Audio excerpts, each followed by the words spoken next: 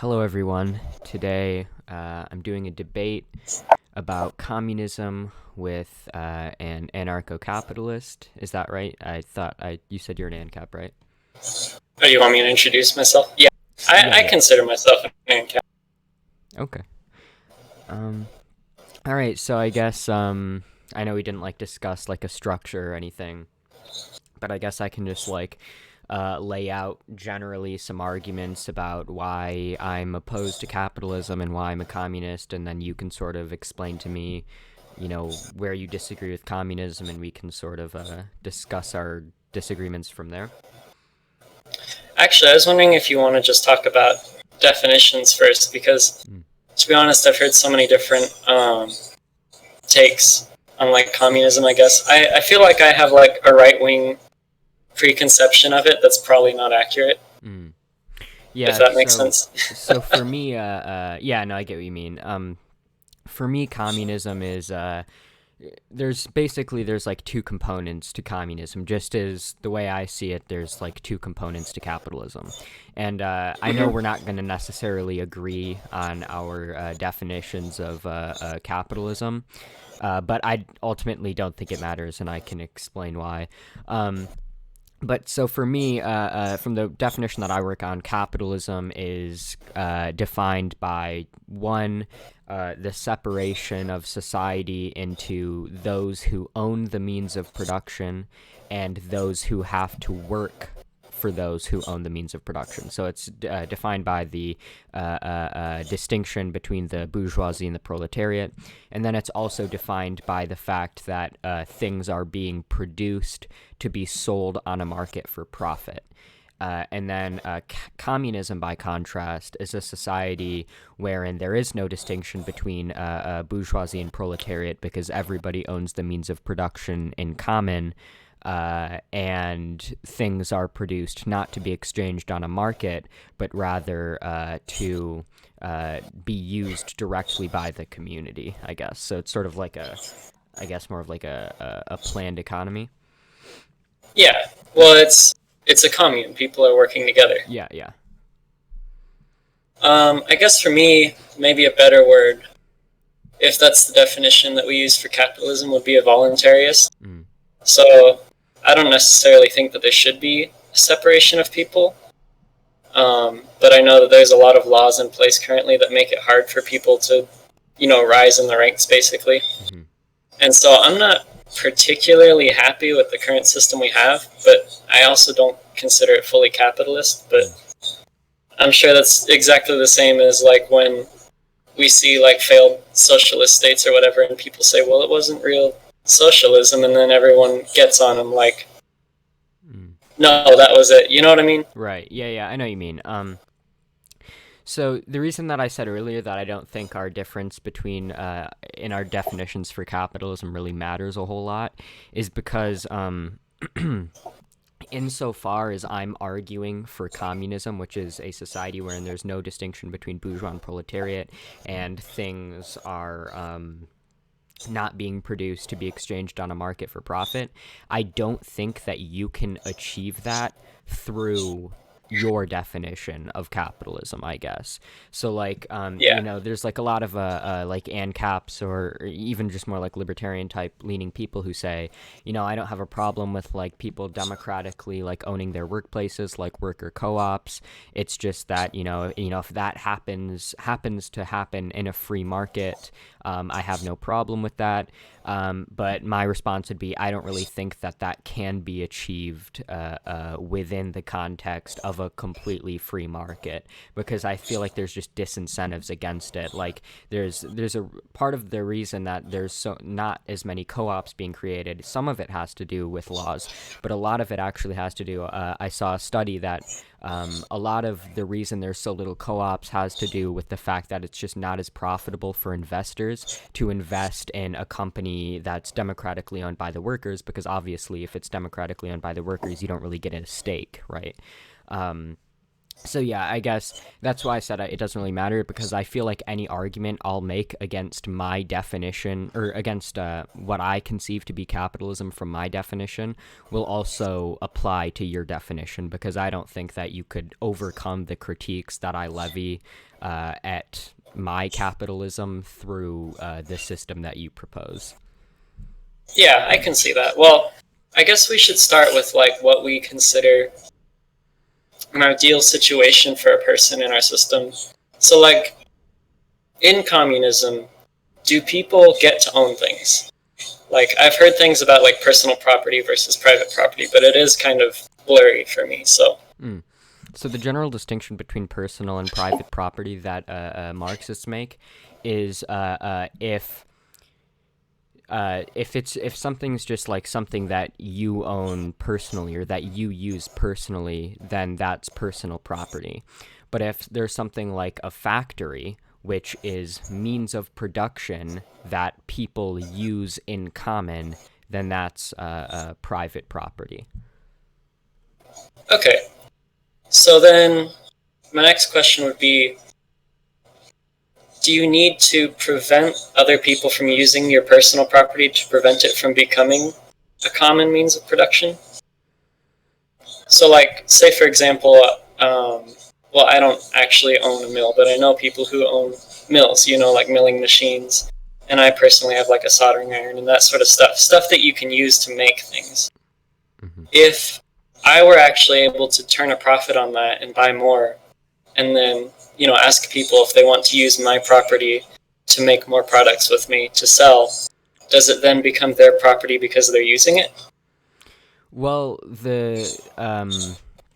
I think that the sort of situation that you just gave wouldn't really be possible in a communist society. So I don't think that there's really a real way to answer that, because that situation wouldn't exist in the first place.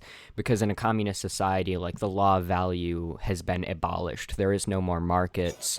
There is no more money. So there couldn't conceivably be a situation where someone is like, you know, renting out like a farm or something to other people to use to then sort of make a profit on, right? Yeah. Okay. See, that's what I mean. Is I can't even picture the full society, so I have to ask you these questions, kind of figure out what it would be like. Yeah, that's cool. Yeah, I think for me, the issue is a lot of people, you know, you'll have your destinies and people like that who will say stuff like, well, you can't even like illustrate to me how exactly this communist society is going to function.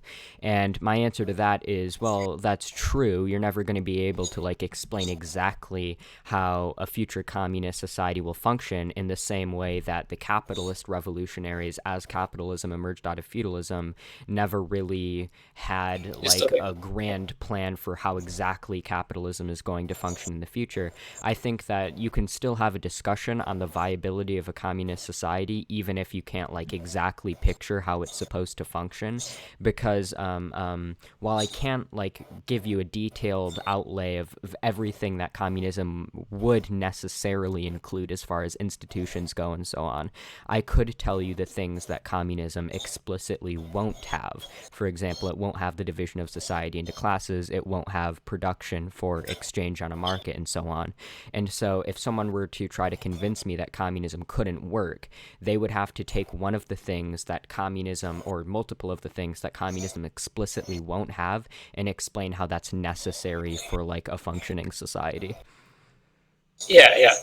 Well, so I guess my biggest why I would consider myself a capitalist is because I don't feel certain that I would have the same quality of life in communism, because it's hard for me to picture what exactly I would be doing. Because like you got to picture currently, you know, I go somewhere to work, I get paid for giving my work, and it's like, you know, it's like an exchange, and then I can go exchange that value for other things I want from other people. And it doesn't necessarily have to be something that benefits me, it just has to be something that I want. But, you know, usually and it might be wrong, but usually the view that they show for a communist society is people are working specifically to provide things like food, shelter, water, and just like take care of everyone and make sure that everyone's supported, and less so about luxuries or that sort of thing. Like, would you still have luxurious things in communism? Yeah, I think you'd absolutely still have like luxuries in communism. I think possibly even more so, because part of like what people like Lenin have advocated for is a transitionary phase between capitalism and communism, where the proletariat sort of take control of the state and take control of the society to facilitate like the massive development of like the productive forces, so we can produce on a much more massive scale and have much more like abundance. And Marx alluded to that as a necessary precondition for communism and critique of the Gotha program as well. So I would say that based on that fact, you would definitely have as many you would definitely have like more luxuries in communism. I see no reason why there wouldn't be. Because it's not like we would suddenly be able to produce like less things or less luxuries. And as far as like your quality of life goes, like specifically, I would actually argue that any given person's quality of life would be improved in a communist society for a variety of reasons. So, for example, currently everybody, the vast majority of people, live in or spend most of their time in a workplace which is fundamentally dictatorial and undemocratic, where they basically have no freedom. I think that's very harmful to people's well-being. People are, alienated from their labor. I think that's very harmful to people's well-being.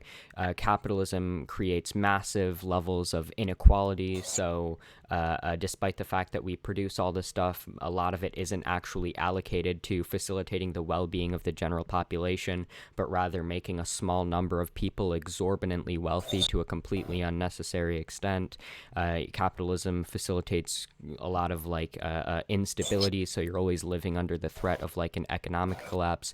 I would argue that none of these things would actually exist under communism, because these are things which are birthed by the mechanisms of capitalism. So on this basis, I would actually argue that any given person's well-being in a communist society would be much higher than it is under a capitalist society. And again, if your concern is just you wouldn't have as much access to luxuries, I see no basis for that, especially because a necessary precondition for communism is developing like I don't know if I would say developing the productive forces, but like, in a push for like technological development and so on before the transition to a communist society is completed. And also, I just see, like, I feel like if you say, like, there would be less access to, like, luxury goods or so and so on under communism, that's sort of a position that I feel like the burden of proof would be on you to justify. Like, I can't think of a reason why there would be anything about communism that would be less likely to facilitate the ability to, like, create luxury goods and so on. Yeah, and I understand that, because ultimately the idea is that you take over the means of production, and it's still the same materials and the same resources. You're just trying to work out a better way to allocate it. Mm-hmm. Specifically being more democratic, right? Mm-hmm. Okay. I feel like I'm not debating you much, but I really am just trying to understand the concept before I complain about it. Because the way I see the world, the Ancap viewpoint is that we all exist, and we all need resources to survive. But the issue is that there's not unlimited resources. If someone has something that they're using, someone else can't simultaneously use it. Mm-hmm. And so that leads to, well, initially in human history, that led to violence. People would kill each other for the things that they couldn't get because someone else already claimed it. Mm-hmm. But then the capitalist or voluntarist viewpoint is that violence is wrong, and we create the private property norm and uphold it to avoid violence by basically saying once something has been claimed by someone, it's theirs until they decide to give it to someone else. And so I forget where I'm going with this. But my point is I very much view the world in terms of property. Mm-hmm. So it takes some effort to try to imagine exactly what I would do without property, if that makes sense. Yeah, well, so a few things. So, for one, as far as the notion that uh, um, there's not unlimited resources. I certainly agree. There is scarcity. There is less resources than there is like consumer demand. I feel like that'll just always be the case, but I don't think that markets or capitalism is necessarily the best way to allocate those scarce resources. I think that markets actually allocate scarce resources in a very inefficient way, creating massive inequality and instability and so on. And so I think that a communist society doesn't necessitate that there is no scarcity by any means. In fact, I think that a communist society would be able to allocate scarce resources in a way which would be more efficient at facilitating the well-being of the mass of people. Um, Another point that I wanted to touch on was the non-aggression principle. The non-aggression principle is kind of tricky because you framed it as a matter of violence versus no violence, but Yes. I don't think that that's actually the issue at play when we talk about the non-aggression principle, because if you read like the between the lines of libertarian academics like Rothbard or Nozick, they don't say that you can never initiate force. Or whatever. The issue is you can initiate force when somebody is like violating your property rights. So in Yeah. the same way that the state might enforce certain things at the barrel of a gun, the owner of a certain property might be justified from the libertarian worldview in enforcing their perceived property rights at the barrel of a gun. And so the issue isn't whether you're for or against violence. The issue is how you conceive of property rights, if you know what I mean. So it's all about like, it's the non-aggression principle isn't like you're against violence. The non-aggression principle just says, I'm against violence unless somebody's violating property rights, and then that just takes us to a discussion of what are legitimate property rights. So I feel like a discussion about the non-aggression principle just leads to a discussion about what is legitimately, like what people have a moral right, a morally legitimate right to what property. Like that's where the actual action is. So I don't think it's actually a matter of like whether you're for or against violence. And I guess your final point about how communism is like it's hard to like conceptualize, it's hard to imagine a world without a property. I certainly agree. That it is hard to imagine. I think Mark Fisher has a book about this called Capitalist Realism, how it's just sort of like seeped into like the American psyche, or the psyche of like the modern day citizen, that there's just no alternative to capitalism. It's impossible to conceive a world in which capitalism doesn't exist. But the fact that it's hard to conceive of capitalism not existing doesn't necessarily mean that it wouldn't be best if we got rid of capitalism.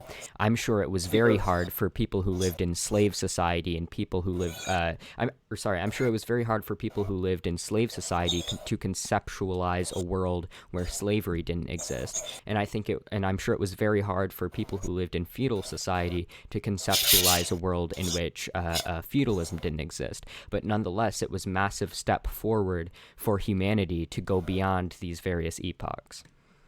Yeah, and I can see that because I mean, obviously during feudal times, the reason they had monarchs and whatever was because they believed in divine right and that some people were specifically endowed to own things. Right. Now, obviously, I don't believe that people are endowed to own things. Well, or maybe I do, because a lot of my philosophy is based on the idea that the people who were here first get to own the things, and we just have to politely ask them whether we can have some. So maybe it is kind of like that. I But I feel like that like moral framework sort of runs us into some really I feel like that leads us to some weird like moral conclusions. I'm sure I can think of an example. Um, let's give the example. Say you there's like two people and they're on an island that has like or they're on like a certain patch of land that has like a very like limited supply of land, or say it's like an entire city of people and they all like land on an island that has like a very limited supply of water, and one person finds the water first and he's like, sorry everyone, all of you hundreds of people and all of your children are going to have to die of dehydration because I got here first and therefore I have the legitimate claim to this water. Like, from your perspective, it would seem like that's a moral and legitimate thing to do, but it seems like from like the common sense moral perspective that clearly like wouldn't be a morally justified scenario. Yeah, well, there's also the fact that as much as I believe in the libertarian stuff and anarcho-capitalism as being a norm for setting up a society, I'm not so naive to see morality as something that's definite. I mean, in that situation, I would say if he found it first, yeah, he is claiming it as his property, as, you know, as an Ancap or whatever. But realistically, in the real world, all those other people have a lot more power over him because there's more of them. They have more force. Right, but And so oh, they're... sorry. Yeah, I didn't mean to interrupt you. Oh, it's fine. Also, you've been cutting out just a little bit, but not enough. I think I'm still understanding what you're saying most of the time. It just cuts out like one or two words. It's kind of weird. Oh, okay. Yeah, no, sure. Um, so But, yeah, sorry. oh, I was just going to say, so that's one of the odd things about capitalism in practice is that property, as much as we determine rules that we use most of the time for what we own, ultimately, you know, it does require everyone's agreement to decide what can and can't be owned. And so that's why when I read the Communist Manifesto and, you know, how they talk about if you create a large lower class that doesn't have any wealth, they'll eventually revolt. I don't say that that's not true. I mean, that is a legitimate analysis of history. For me, it was just, I couldn't picture what they want to replace it with. And I'm not entirely convinced that it'd be better. So does that make sense? Yeah, so I would say that when it comes to you talking about how the people could just, you know, overturn the one person who is, you know, hoarding all of the water, that's certainly true, but that sort of feels like a bit like an equivocation, because the point that I was basically getting at was that I feel like it is a failing of the moral system that you proposed, that in that situation you think that it's morally legitimate for somebody to kill masses of people, masses of children, via dehydration because that person just happened to find the water first. Because from your moral system that you proposed in your conception of property rights, that would be like a morally legitimate scenario. But I feel like just intuitively that morally is not a morally legitimate scenario just based on our moral intuition. And at the end of the day, you know, people can say, well, moral intuition isn't like an argument. But I mean, I feel like, you know, I'm not like a necessarily like believe that there's like some objectively correct moral framework, but I do think that like our source of morality and our ability to conceive of like moral truths inevitably is going to come from some sense of moral intuition. So I was just arguing that I feel like if your moral system leads to scenarios which clearly contradict our moral intuitions, it seems like that's a failing of your moral system. And again, I know that it's certainly hard to like conceive of scenarios, or it's hard to like conceive of what a communist society would look like. But again, I don't think that just because something's like hard to conceive of doesn't necessarily mean that it's not beneficial. And you said that you're not convinced that a communist society would be better. And I guess the question that I would ask is, why is that? Like, why would you think that communism wouldn't be better? your goals are of achieving in a society, because most of the reason I like a capitalist society is that even though you usually start with nothing, there is still the how would you say, there's the opportunity to gain enough power over other people that you can shape the world more towards your personal preference. Okay. That probably sounds awful, but Yeah, I mean, don't you think that, like, if you're judging, like, the success of a system based on the ability of that system to allow you to, under certain circumstances, influence the world towards your own aims, wouldn't that lead to like the most absolute dictatorial system being best? Like, I feel like by that logic, like monarchy, like authoritarian, like monarchy, dictatorship style system would be better than capitalism, because it allows you to, under certain scenarios, if you become the monarch, you'd be able to shape society in your own image a lot more than you would be able to under capitalism. So I don't think well, see, that's like a. Oh, sorry. Yeah. I was going to say, but that's one of the issues with monarchy, is because it's divine right. You kind of have to be born into a situation where you can do a lot. Well, See, I guess I kind of see life as like a game, and I want to have a set of rules where there's like a winning condition, but it's not unfairly balanced. mhm. Yeah. So I guess when That was all. You can go ahead. oh, sorry. Yeah, you're cutting out a little bit too, so sorry if I like accidentally interrupt you if you cut out and I think you're done talking or something. But yeah, so I mean, regarding your point about like, monarchies need like divine right. Okay, well, we don't necessarily have to use monarchies. That's just like one example I gave. You can use Yeah. like dictatorships. Like if you live under like a dictatorship style system where there's something where like every like 100 years there's like a big like fighting tournament, and whoever kills everyone else gets to become like dictator for their entire lifetime, and they have like absolute power over all of society. That seems like, from your criteria, that would be like a much better society than any form of like capitalism.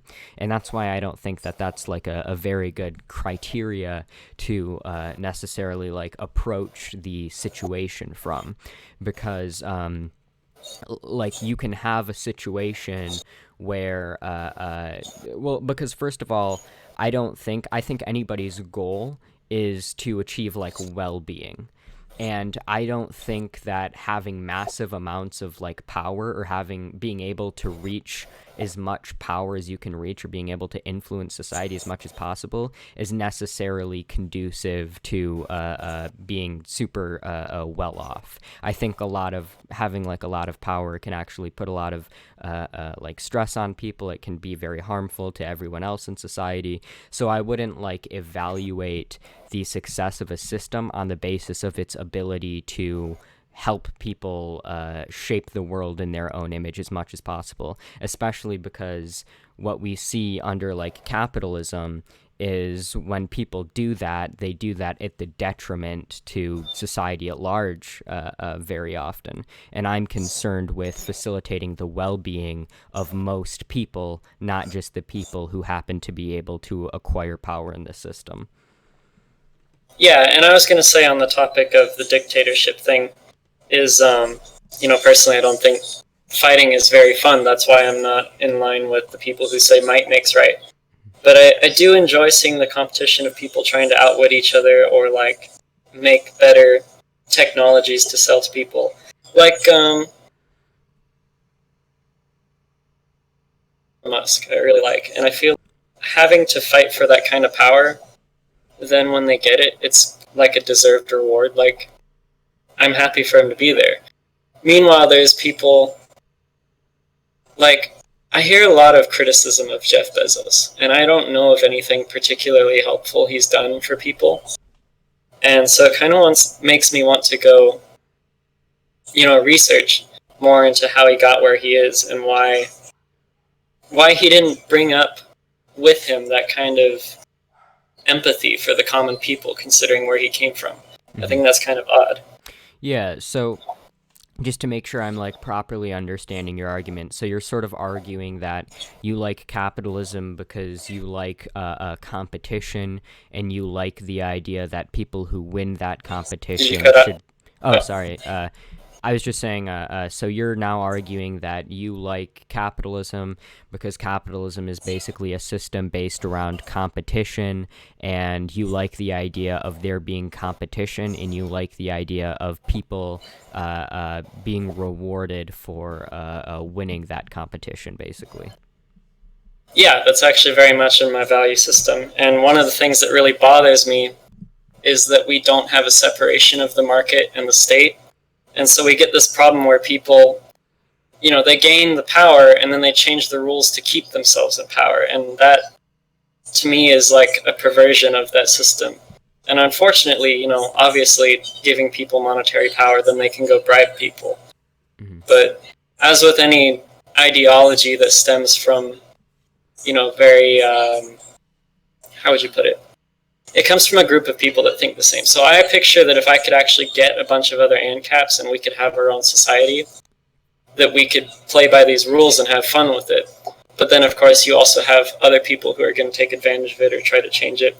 And that's also why I like the nation state, as a concept, that people who have different ideas of what they want their lifestyle to be can live separately. Mm-hmm. Yeah, so I would say that would you at least agree that, because I sort of come from a bit of a utilitarian perspective, and would you sort of agree that you think competition in society is an intrinsic good, sort of, but would you agree that it's only a good insofar as it like increases the well-being of people? Like, so would you say that competition is good because people like enjoy competition? I would say it's good because they enjoy competition.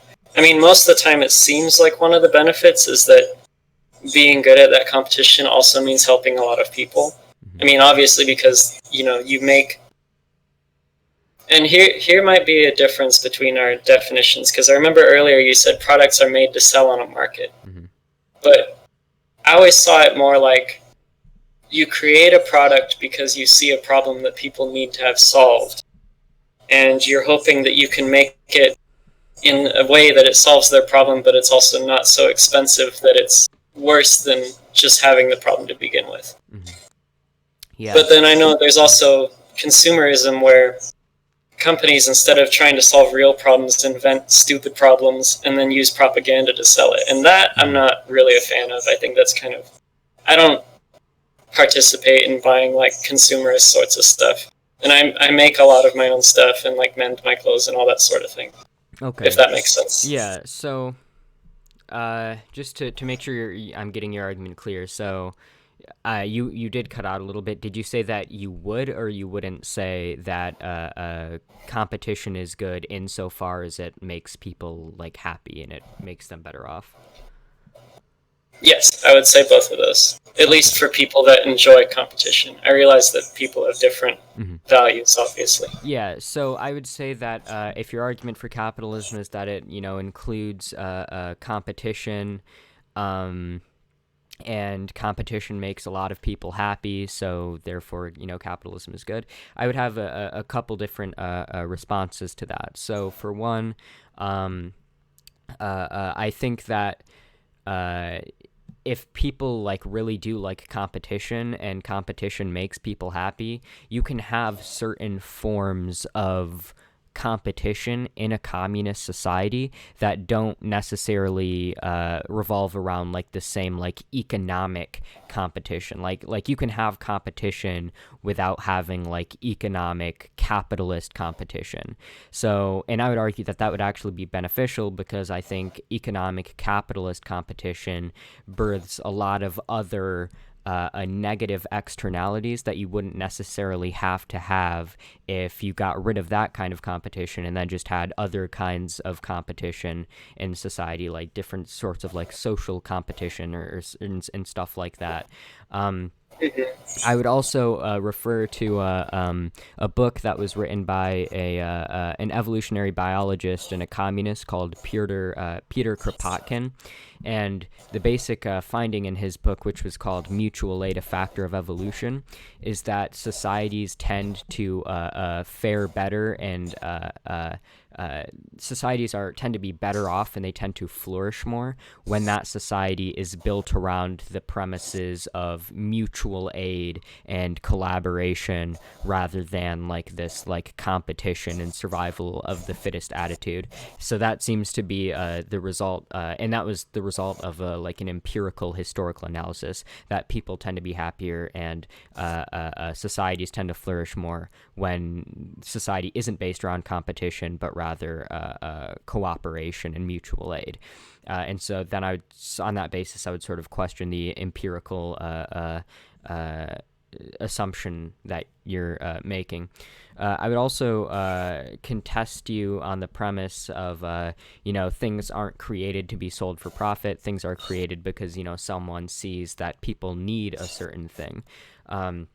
I would say that someone only creates a thing that people may need if they can make a profit off of doing so, right? So there's this dichotomy between like exchange value and use value, or like what's profitable and what's good for humanity. Let's take those terms. It's more precise. So let's take what's profitable and what's good for humanity, and these things very often intersect, no doubt, because obviously, in order to make a profit, you need to be producing something that people are going to choose to buy.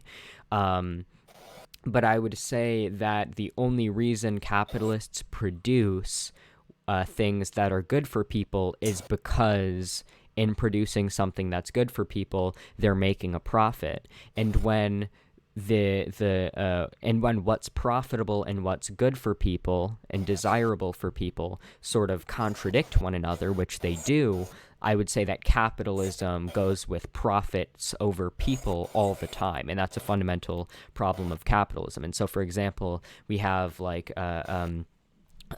corporations doing massive damage to like the ecology because it's profitable to do so, even if it's not good for people. We have the United States at the behest of giant companies like Raytheon and whoever else, funding and giving arms to like radical groups in the Middle East and further destabilizing the region, not because it's good for anybody, but because it's profitable to do so. So like I would say that capitalists only provide people with what they need because it's profitable, not the other way around. Like it's not like their motivating factor is providing for people and they make profits just as like sort of an effect of that. It's like I think it's the other way around, and that seems to be borne out by how capitalists tend to act when there's a contradiction between profits and the interests of people. Yeah, and I was going to say that kind of relates to what I was talking about earlier when I mentioned people changing the rules. So, like, to me, companies like Raytheon and, firms that make weapons, in a good world, the profit would be helping people, but the issue is all of our money is being siphoned off to a government that wants to fight wars. So, instead of, the money going to vote for things that help people, it's going to vote for the best weapon that the government can use to attack its enemies. Well, So it is. Yeah, sorry. I was going to say, so it is optimizing the situation for the people with the most money, but the most money is in the wrong people's hands. Right, but I think that's a problem of capitalism, as capitalism doesn't necessarily allocate power into the right people's hands. In fact, it allocates power into the hands of people who are most willing to do heinous stuff in order to maximize profits. And as far as like these wars being created by like Raytheon and other companies, you say that this is just like a problem with governments. I would disagree, because the government is just doing the work of capital. Capitalists have a financial incentive to start these wars and fund these radical groups and destabilize these regions. And they're just using the government as a means to do that. Even if the government didn't exist, there would still be private security groups and stuff like that that could still be bought off by capitalists and utilized to do this horribly destructive shit, right? Hmm. No, that's a legitimate criticism, honestly. um, I guess I'd have to think about that because it's weird. When I think about capitalism, I think of people with my moral sense, people that argue for like not attacking people and that sort of thing. But then you point out that because we have the system of capitalism, people without morals can take advantage of it to do things that are inherently anti the ideology, I guess I would say, Mm-hmm. but still use the mechanisms of it to make, um, to achieve their goals, basically. That Yeah, yeah. And I think I that mean, has I like don't think a an anarcho-capitalist would want to invade other countries because that would be against their moral system. But obviously, people who want to invade other countries can use capitalism to do that. Yeah, I just think that when we're trying to come up with like a model of a society that functions, I think it's a red flag if your society or your model would only function if everybody had like a perfect like moral framework. You know what I mean? I think a good Yeah. society is one that is structured in such a way that people who want to act immorally are restrained to the greatest extent possible from doing so. Hmm. Well, then the other question I would have is there's the same kind of arguments that can be levied at socialism or communism in the sense of the most common one I've heard is like, the point of the system is to provide for all people regardless of, from each according to their ability and to each according to their need. How do you prevent people from claiming that they have less ability or more need? Not that it's like a huge, I mean, obviously that's not the same as bombing other countries. Yeah, But yeah, for sure. Yeah, so as far as the notion that there might be people who take more than they need or don't work as much as they should, I mean it's possible that that could happen. I just don't think that that would like ever I couldn't conceptualize that ever constituting a significant problem for a communist society.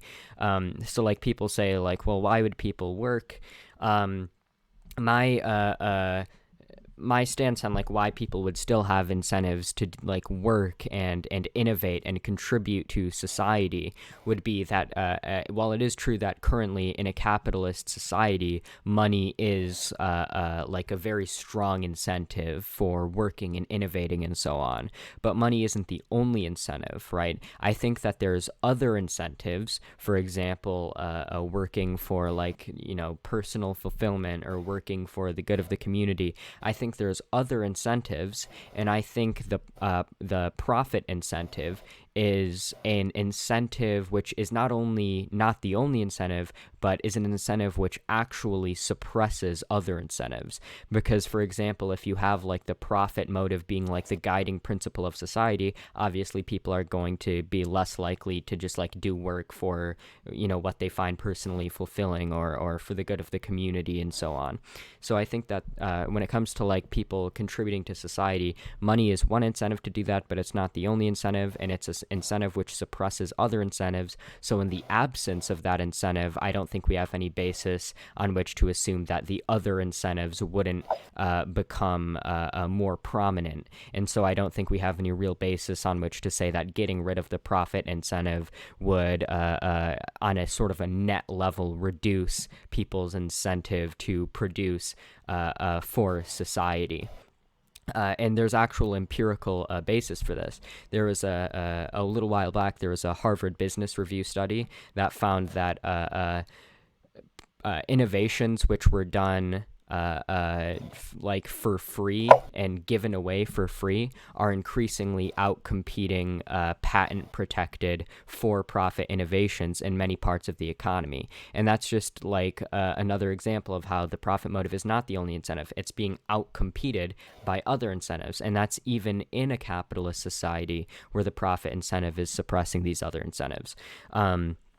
And there's a data when it comes to the incentives to work as well, because for like when people aren't able to work, even if they're receiving like unemployment and so on, their rates of depression and so on skyrocket, and their Mm-hmm. rates of suicide skyrocket. And I think that's fundamentally because people People need need to something to be, do. yeah, exactly, right. People need something to do. And so I think all of this evidence that I've presented basically points to the fact that, a profit motive and the threat of starvation and all this, it's not needed to incentivize people to do these things. So on this basis, I would say that I don't think the problem of people not contributing enough and taking too much would ever be like, while it may exist in some small cases, I don't think that it would ever constitute a significant problem with a communist society such that it's a basis on which to reject the idea of establishing a communist society. Mm-hmm. Yeah, I wish I'd gotten to you before that. I could tell you myself that I don't believe that a profit motive is the only motive. I mean, there's tons of stuff I do outside of work just because I like doing it. I mean, a lot of the Right. reason Yeah. I went to school and did everything from chemical engineering to programming was because of my own fear of death. Mm. And I believe that we will approach a technological point at some time when maybe we can't save ourselves, but we can create basically either machines or modified people who don't have to worry about mortality, at least in the time-based sense. Mm. Obviously, you could still kill people, but Right. Right. Yeah. no one's invincible to that. Yeah. But Yeah. Unless, yeah. no, so while you were talking about that, though, Oh, sorry, you that cut out. Could you repeat what you said?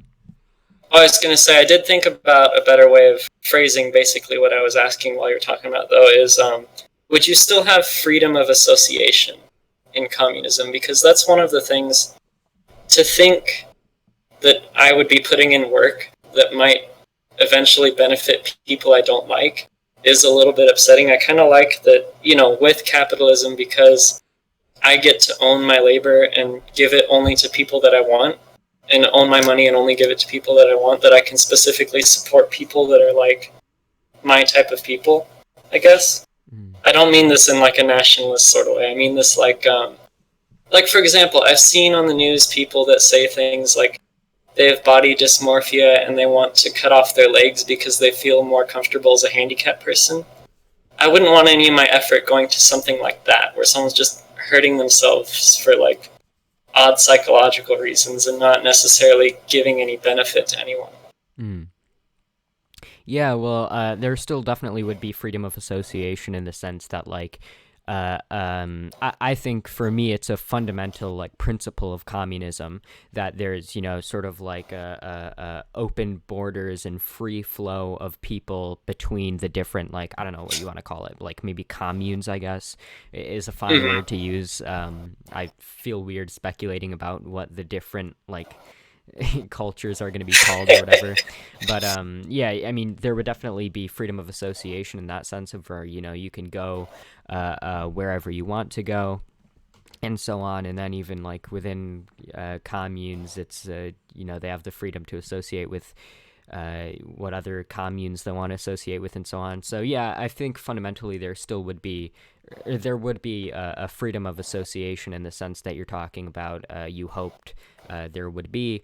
I also sort of take issue with the notion that like even if there wouldn't be this sort of freedom of association and your money would be going towards like people you don't necessarily like, I don't think that necessarily would be like a downgrade from our current capitalist society, because in our current capitalist society, like if you're an average working person, you don't just have the freedom to like go out and like pick from all the different bosses who you want to work for. I mean, unemployment is actually doing pretty good right now, or it was before the pandemic, but uh, like if you're an average working person at an average like unemployment level, your choice of like who you work for is pretty restricted.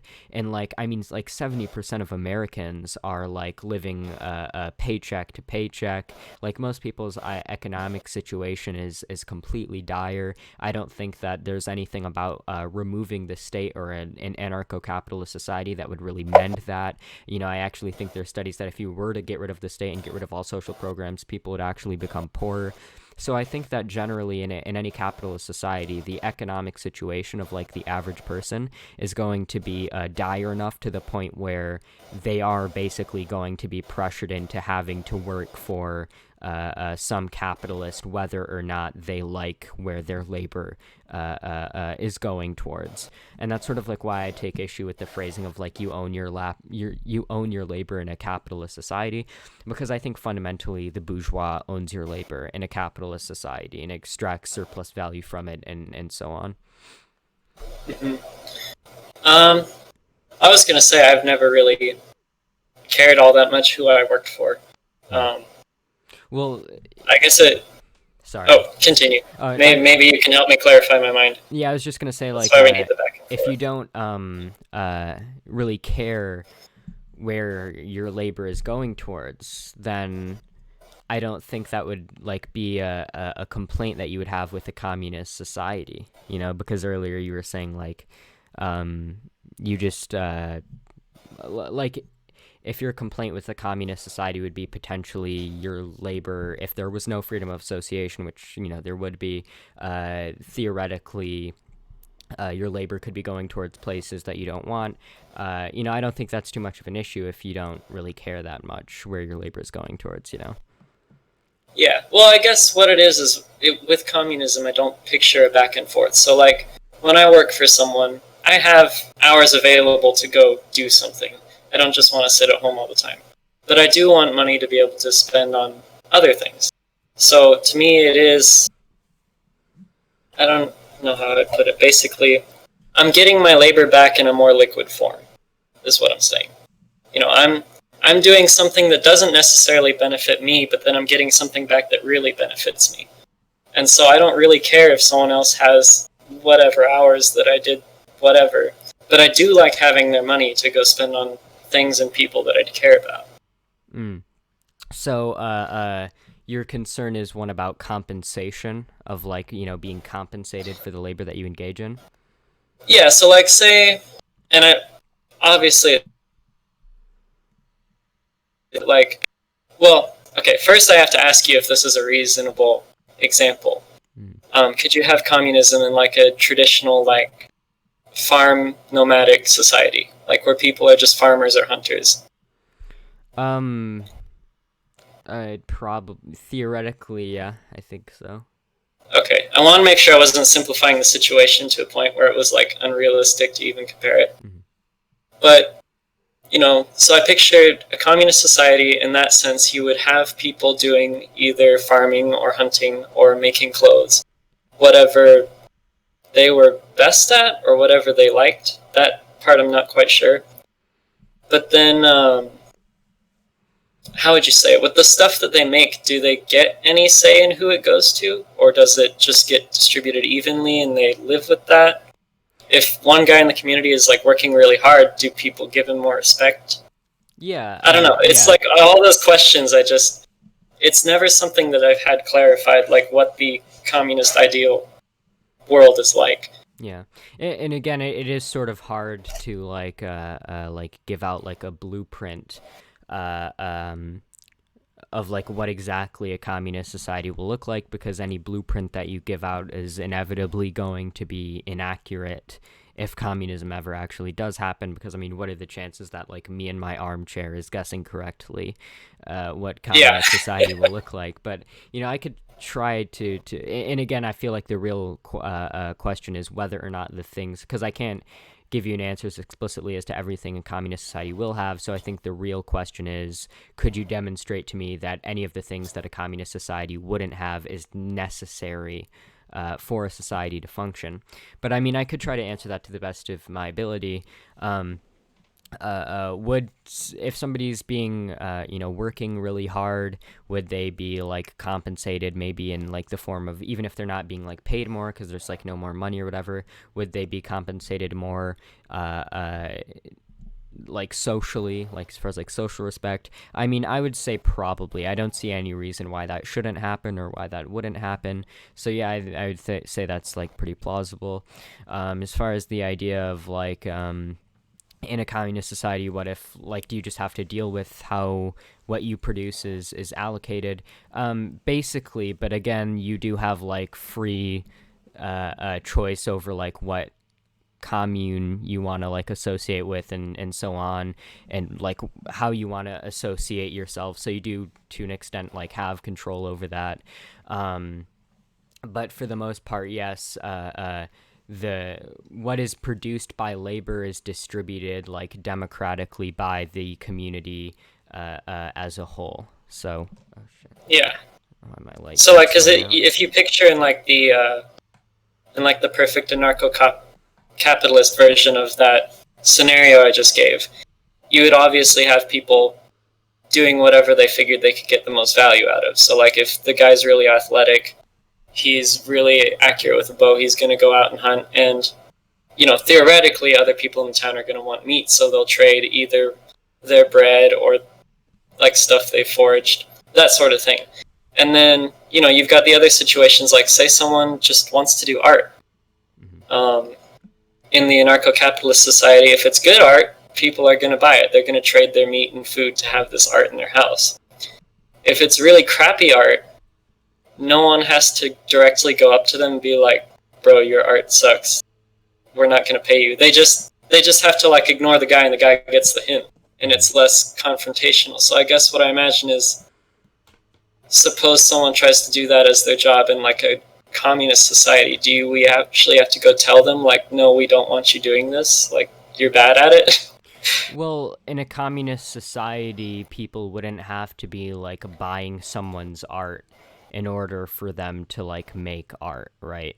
Like, because in a capitalist society, you have to do something, like you have to work in order to get money in order to live. Under communist society, and so if you're gonna do art, the only way that you are able to like do art or like dedicate your life to art is if you are getting paid for doing art. But under a communist society, the situation would be different, because you don't have to like make money off of art, or you don't have to have enough people like your art in order to basically make the art that you want to make, essentially. So the situation would be fundamentally different in that sense. Also, Yeah, wait, so what was the first point that you made? Oh, I was trying to understand what you were getting at with your example of like with the first example that you gave before you got onto art. I'm just using it as an example to picture like how labor would be Oh, distributed, okay. because I realize that no one knows what it's going to look like, but I imagine people must have like ideas of what they would try to go for in the Mm-hmm. first step, at least. Well, yeah. Kind of like that Chaz thing, to bring up Yeah. current events. Yeah.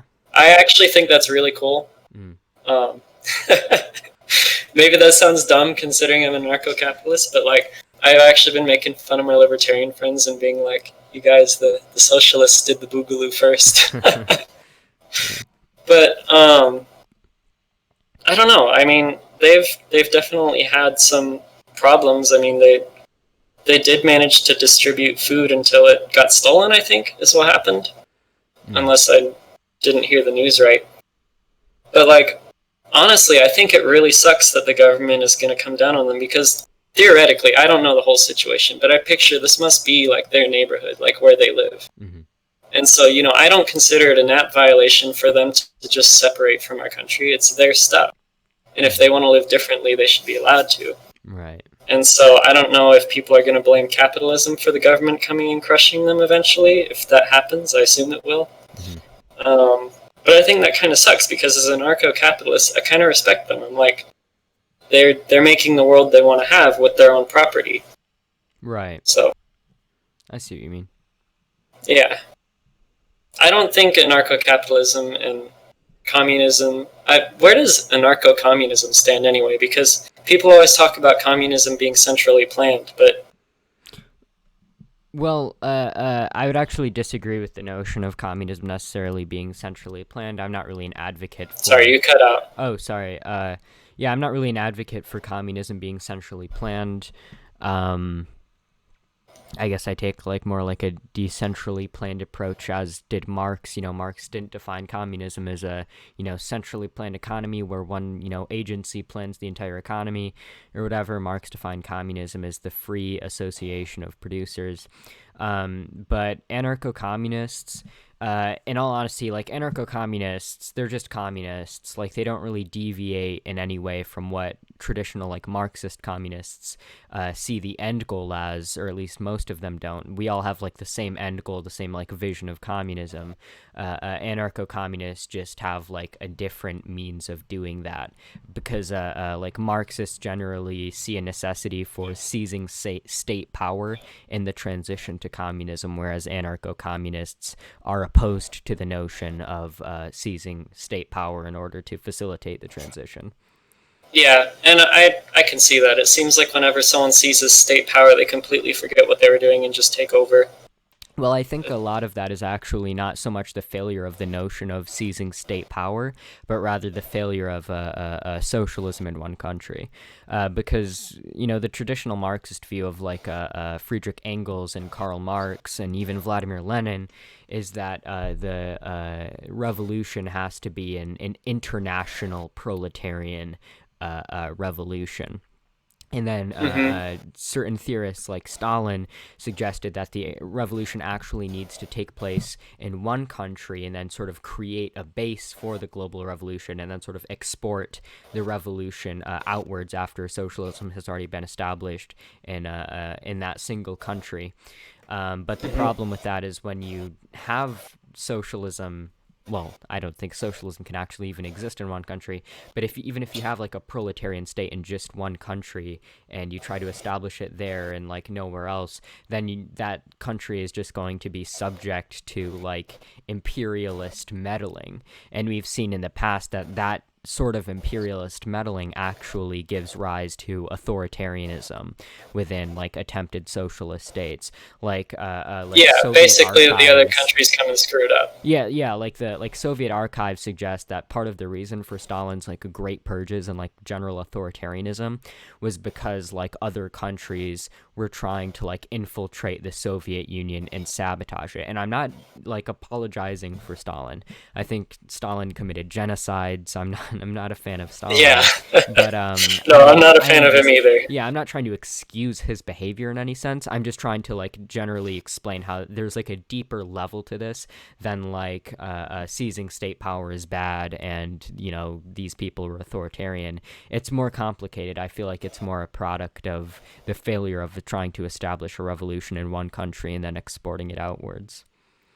Yeah, and I was gonna say that actually brings up a completely different idea in my head. But see, I saw when Vosh debated with whoever Malpin. What was his first Caleb name? Maupin. Yeah, and you were the moderator, right? Yeah. So I saw that, and how Caleb Malpin was is how introduced to Oh, leftism as a. you cut out. Could you say that again? You said Oh, I said how Caleb Maupin Caleb was. Malpin, he basically, until I started like really digging, he's generally like the stereotype for leftism, and Yeah. that was why I was always really skeptical of it, because he actually is like a crazy person. Yeah. You know, I did have a completely neutral. As a disclaimer, I'd never really seen anything from Caleb Maupin prior to that debate. I didn't have any prior opinion on Caleb Maupin, and I didn't have any sort of preconceptions of him. So I genuinely did have no bias going into that debate, and I don't think I had any bias throughout that debate. I think I was trying to be as No, neutral I and fair think you as were fine. possible, but like post debate, like looking back on it, like yeah, I like Caleb Maupin's behavior is like really disgusting in my opinion. Yeah, and so I think that's part of the issue of why people have so much trouble talking to each other, is because I imagine that, the stereotype for people like me is like Charlie Kirk, and I saw where you talked about his video. You're right, he just completely skipped the whole point, and he just starts acting like some kind of chauvinistic freak. Yeah. But, Very true. yeah, that was a lot of why I want to talk to you, is because you actually do argue legitimately. I appreciate that. I think you've also been very good faith in this conversation, so I appreciate you coming on here to talk to me. Yeah. And so that's would you consider yourself more communist or narco-communist? Like, do you think it's important to take over state power or no? Oh, yeah, I think from a strategic perspective, seizing state power to facilitate the transition to communism is generally probably pretty useful. Yeah. And I'll remember that difference. That makes a lot more sense between the two, because not knowing that that's the difference, it's hard to tell. Sure. Yeah, I get you. But then the thing that I wonder is, ultimately, are our end goals incredibly different? Because even in anarcho-capitalism, like, we don't want, at least of the people I know, we don't want like a state coming in and having control over a huge area. It really is more about just having a community. And so whereas you talk about, the democratic control of what's going on, we just kind of consider barter and trade our democratic dealings, with exceptions. Obviously, like, you would give charity to people who legitimately can't work and that sort of thing. And I never really wanted like closed borders either, because I think people should live among people that they agree with, and in societies that they're comfortable in. Yeah, so well, what I would say is I think that my issue with anarcho-capitalism is that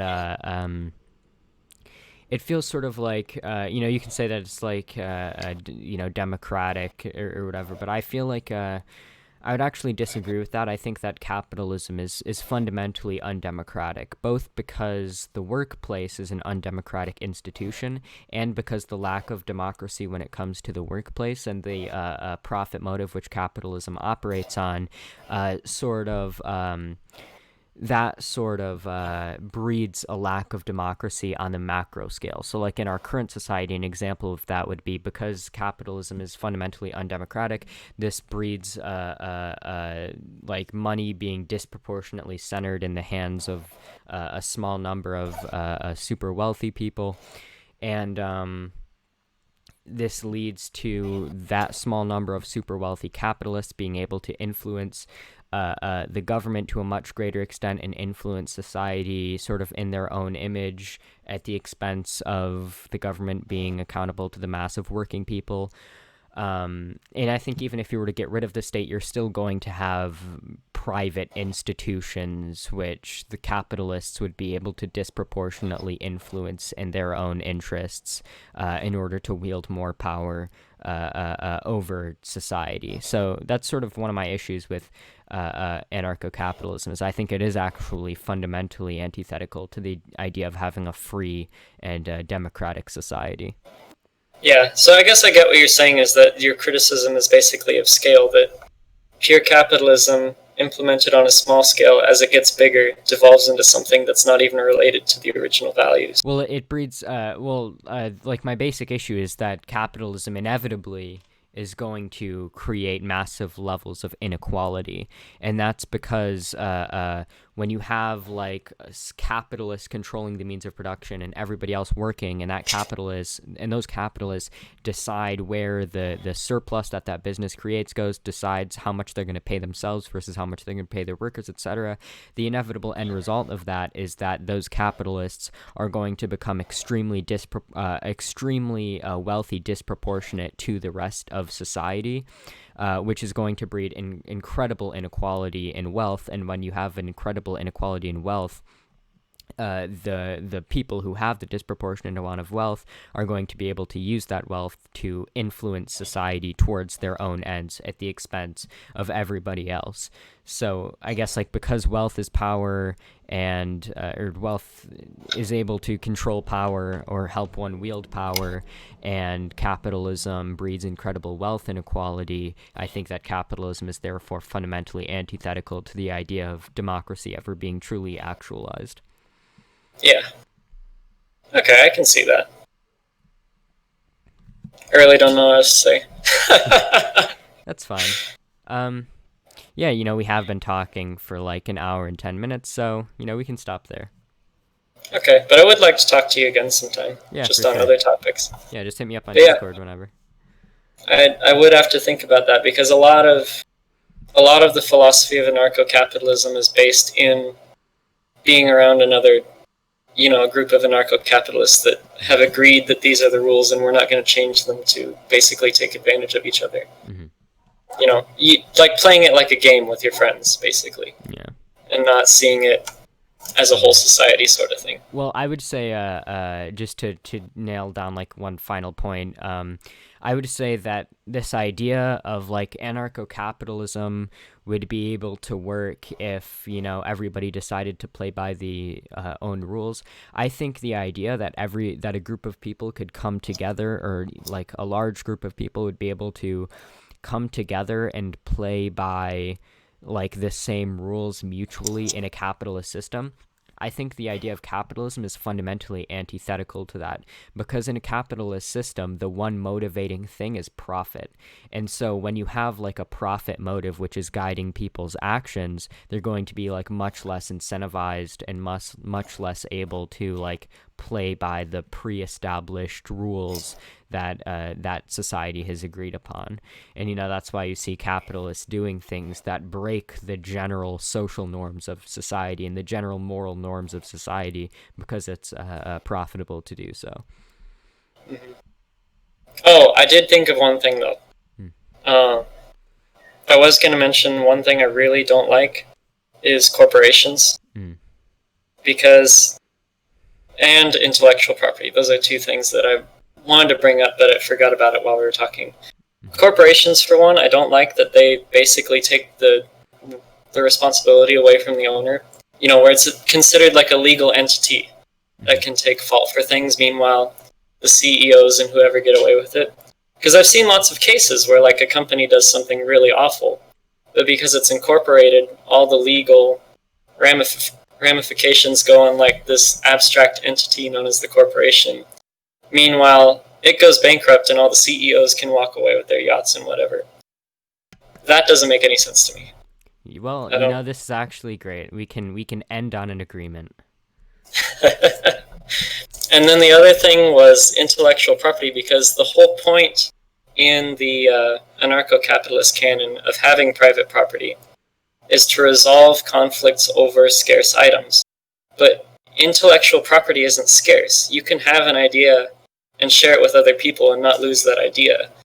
There's no property in knowing something. Yeah. And so I think... Yeah, sorry. I was going to say, I think there are a lot of problems that come from intellectual property, in the sense that someone can invent something, and then obviously they share it with everyone else, but they're like, you might know how to do it, but you're not allowed to do it because I have the government on my side. I think that is a huge game breaker, and it's unfortunate that we have such a strong, social backing behind that concept. Yeah, at least in my opinion. I don't really have a very strong opinion on intellectual property. I'd have to think more about it. But, yeah. In any case, it's nice talking to you. I appreciate you coming on. If you ever want to talk again sometime, just hit me up over Discord. Okay. Yeah, it was nice to meet you. And make some opinions on intellectual property, I guess. Okay, I'll try. All right. Thanks. See ya. You cut out. Oh, sorry. See you later. I just said see ya, yeah. Okay, bye. All right.